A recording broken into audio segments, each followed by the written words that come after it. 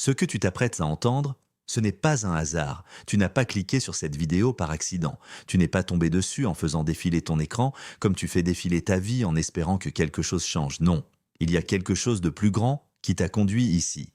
Et si tu restes jusqu'à la fin, tu vas comprendre pourquoi. Depuis combien de temps tu attends? Depuis combien de temps tu pries, tu espères, tu crois? Et tu regardes autour de toi les autres avancer, aimer, être aimé, pendant que toi, tu restes là. Pas parce que tu n'es pas prêt, pas parce que tu n'es pas assez bien, mais parce que ce que Dieu prépare pour toi ne ressemble à rien de ce que tu as vu jusqu'ici. Cette vidéo s'adresse à toi qui te sens différent, à toi qui te sens à part, à toi qu'on n'a jamais vraiment compris, à toi qui as une relation avec Dieu que peu de gens autour de toi peuvent comprendre, à toi qui as pleuré seul en priant, à toi qui as continué à croire même quand tout te disait d'abandonner. Aujourd'hui, j'ai quelque chose à vous avouer.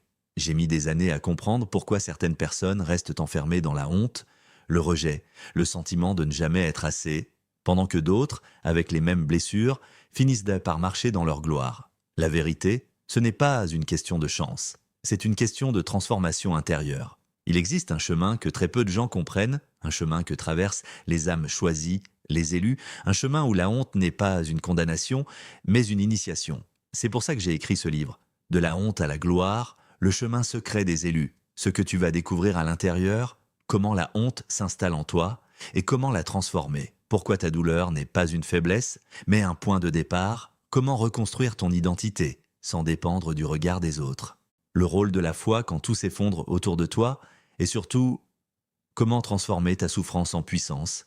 Si tu ressens que ces mots te parlent, ce n'est pas un hasard. C'est que quelque chose en toi refuse de rester dans l'ombre. Ce livre n'est pas juste un livre, c'est un chemin, un processus, une transformation. De la honte à la gloire est disponible maintenant. Le lien est dans la description et dans le premier commentaire. Tu es vu, tu es connu, tu es choisi. Et aujourd'hui, Dieu a quelque chose à te dire sur ton âme sœur. Mais avant qu'on entre dans ce message, si tu n'es pas encore abonné à cette chaîne, abonne-toi maintenant. Parce que cet espace a été créé pour toi, pour ceux qui se sentent différents, pour ceux que Dieu appelle à s'élever, à approfondir leur relation avec lui. Ce n'est pas une chaîne ordinaire, c'est ton espace. Abonne-toi et active la cloche pour ne jamais manquer un message qui pourrait tout changer. Maintenant, ferme les yeux une seconde, pose ta main sur ta poitrine et dis simplement « Je suis prêt à recevoir ». Parce que ce message, il était écrit pour toi. Il y a quelque chose que tu n'as jamais su vraiment expliquer à ceux qui t'entourent.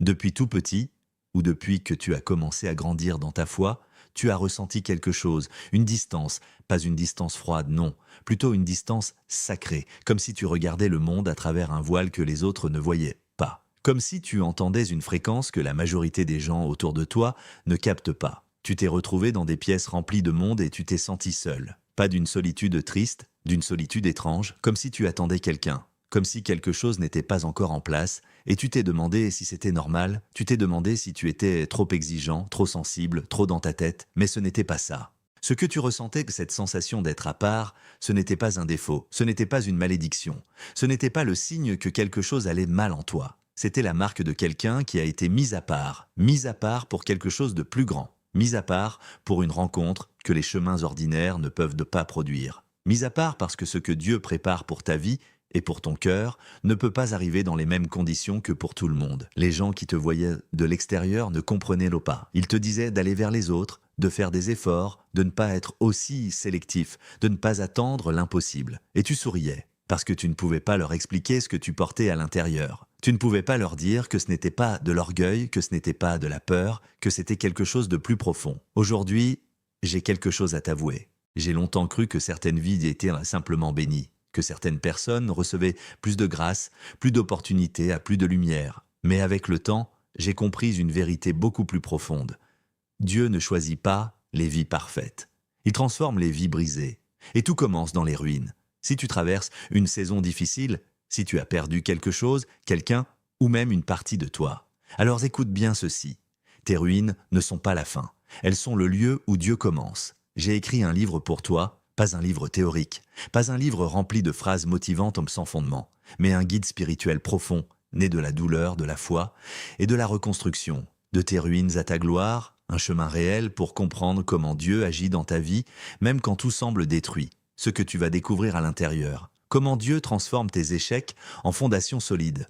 Comment retrouver ton identité véritable aux yeux de Dieu? Comment découvrir la mission qu'il a écrite pour ta vie? Comment débloquer ta prière et recevoir des réponses concrètes? Comment reconnaître sa voix dans le silence? Et surtout, comment rester debout, même au cœur de la tempête? Ce livre n'est pas juste à lire, il est à vivre. Si tu lis encore ceci, ce n'est pas un hasard, c'est que quelque chose en toi refuse d'abandonner. Quelque chose en toi sait que ta vie peut encore changer.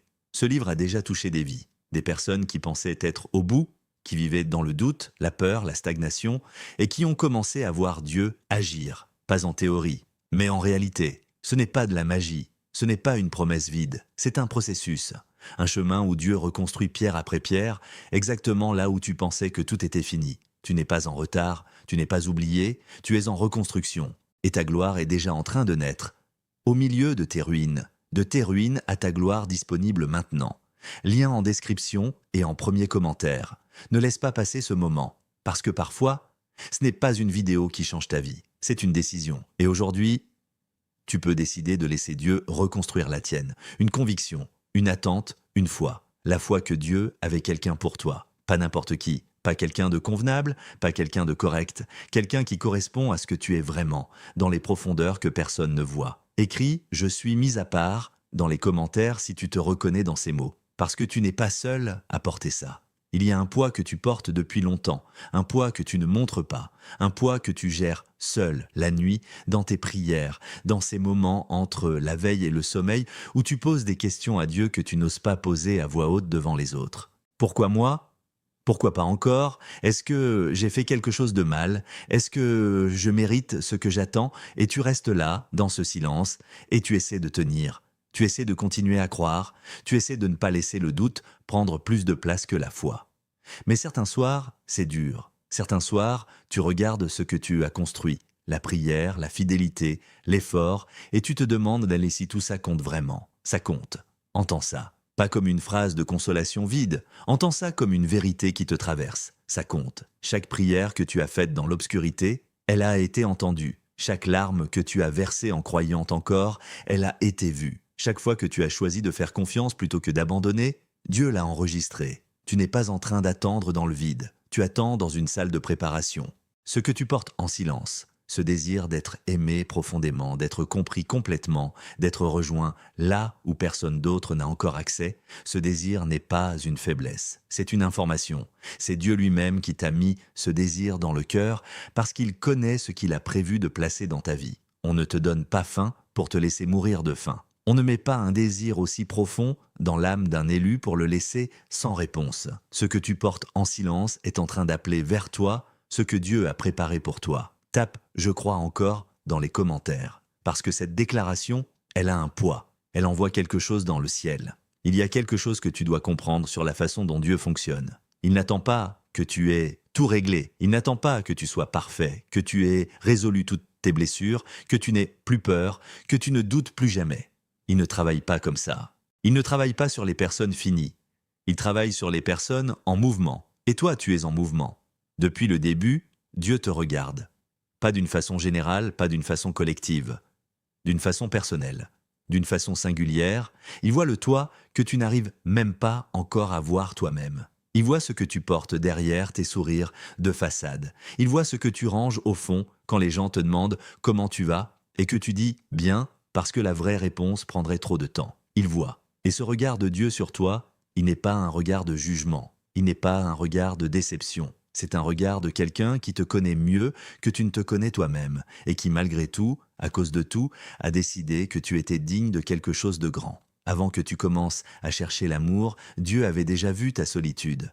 Avant que tu aies mis des mots sur ce manque, Dieu avait déjà commencé à préparer ce qui devait le combler. Ce n'est pas une récompense que tu dois gagner, c'est une grâce qui était déjà en route. Et ce qui est en route, ça ne peut pas être arrêté. Pas par tes erreurs passées, pas par tes doutes, pas par ceux qui t'ont blessé. Ce que Dieu a décidé pour toi, personne ne peut le bloquer. Écris « Amen » dans les commentaires si tu reçois ça. Laisse ce mot sortir de toi. Laisse-le résonner. Tu as essayé de la remplir de 1000 façons. Tu as rempli ton agenda, tu as rempli tes soirées, tu as rempli tes conversations, tu t'es entouré de gens bien, de gens qui t'aimaient sincèrement. Et pourtant, au milieu de tout ça, cette solitude était encore là. Pas bruyante, pas dramatique, mais là, comme un espace vide dans ta poitrine que personne n'arrivait à occuper vraiment. Et tu t'es dit que c'était peut-être toi, que c'était peut-être une limite en toi, que tu étais peut-être fait pour être seul. Ces pensées-là, tu les as eues, soyons honnêtes.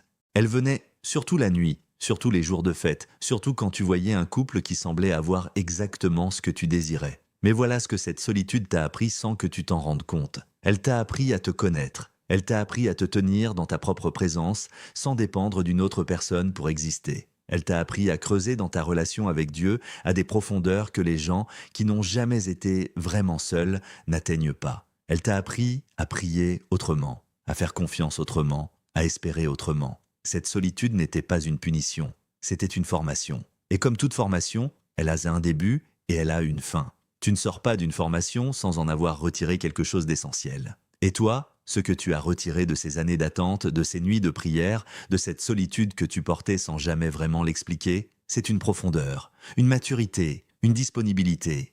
Tu es prêt d'une façon que tu ne pouvais pas l'être avant. Tape « Je suis prêt » dans les commentaires. Dis-le, affirme-le. Parce que cette déclaration, elle a une puissance.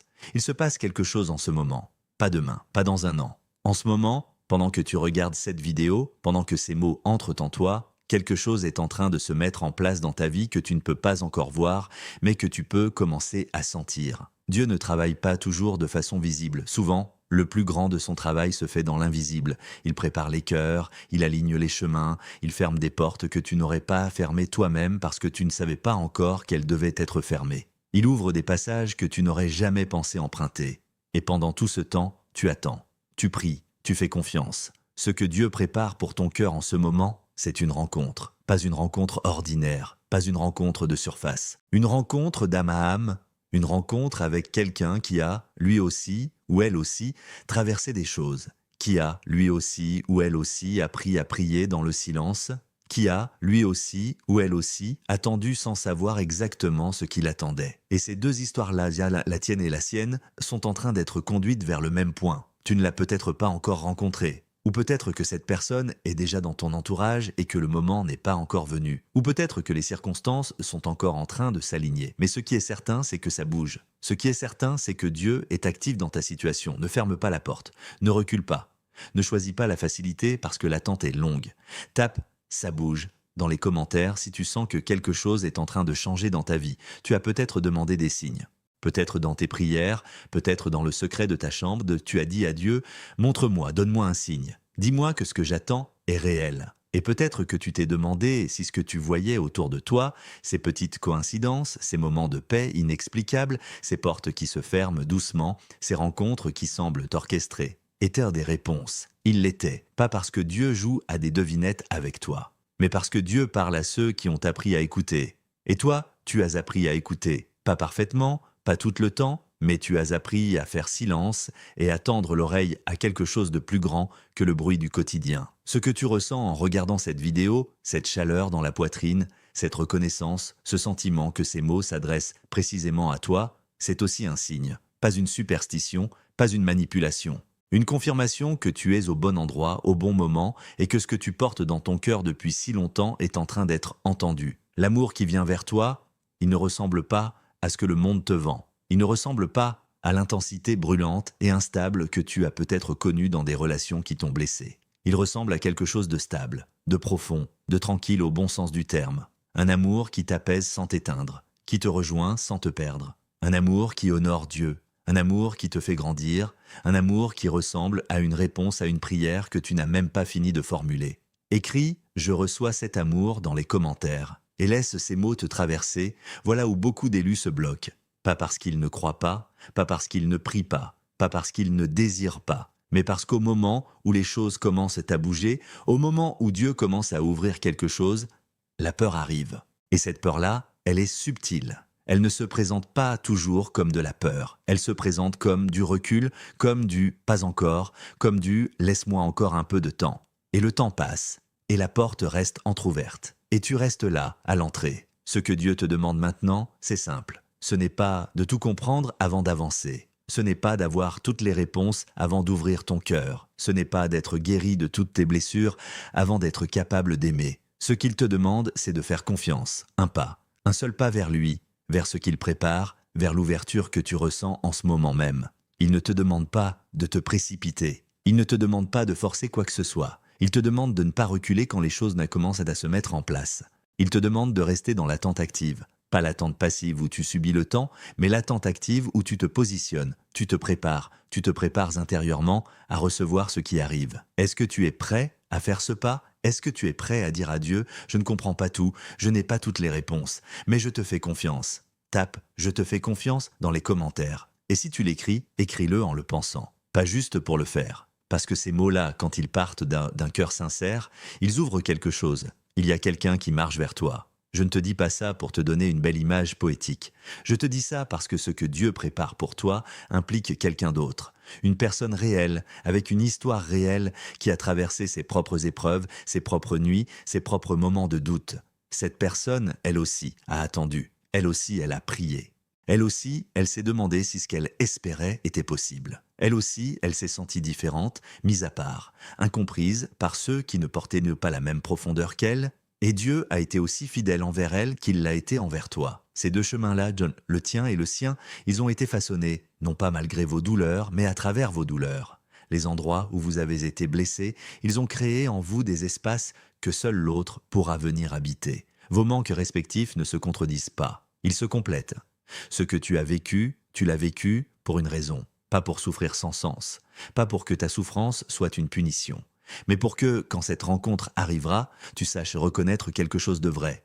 Pour que tu saches faire la différence entre ce qui brille de l'extérieur et ce qui rayonne de l'intérieur. Tu sauras, pas parce que ce sera parfait, pas parce que ce sera sans question, mais parce qu'il y aura quelque chose en toi qui reconnaîtra quelque chose en cette personne, une paix, une familiarité, un sentiment que quelque chose qui manquait est enfin à sa place. Écris « Je te reconnais » dans les commentaires. Parce que quelque part, cette personne qui marche vers toi mérite que tu l'accueilles déjà dans ta foi, tu es arrivé à la fin de ce message. Et ce n'est pas un hasard. Le fait que tu sois encore là, que tu aies regardé jusqu'au bout, que ces mots t'aient accompagné jusqu'à ce moment, ça dit quelque chose sur toi. Ça dit que tu es prêt. Pas parfaitement prêt. Pas complètement sans peur, mais prêt à recevoir. Et recevoir, ça demande quelque chose. Ça demande d'ouvrir les mains. Ça demande de desserrer la prise sur tout ce que tu contrôlais. Ça demande de dire à Dieu, je ne sais pas exactement comment ça va arriver. Je ne sais pas exactement quand. Mais je fais de la place. Je fais de la place dans mon cœur, dans mon esprit, dans ma vie, pour ce que tu as préparé pour moi.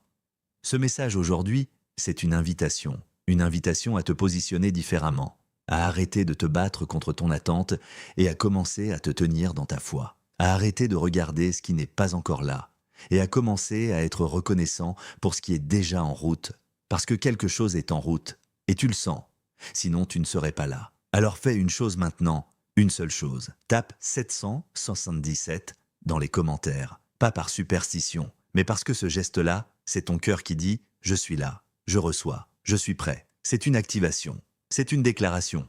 C'est toi qui réponds à ce que Dieu a commencé dans cette vidéo. Et si ce message t'a touché, partage-le avec quelqu'un qui en a besoin ce soir. Quelqu'un qui attend, quelqu'un qui doute, quelqu'un qui a besoin d'entendre qu'il est vu, connu et choisi. Tu es vu, tu es connu, tu es choisi. Et ton âme sœur, elle arrive.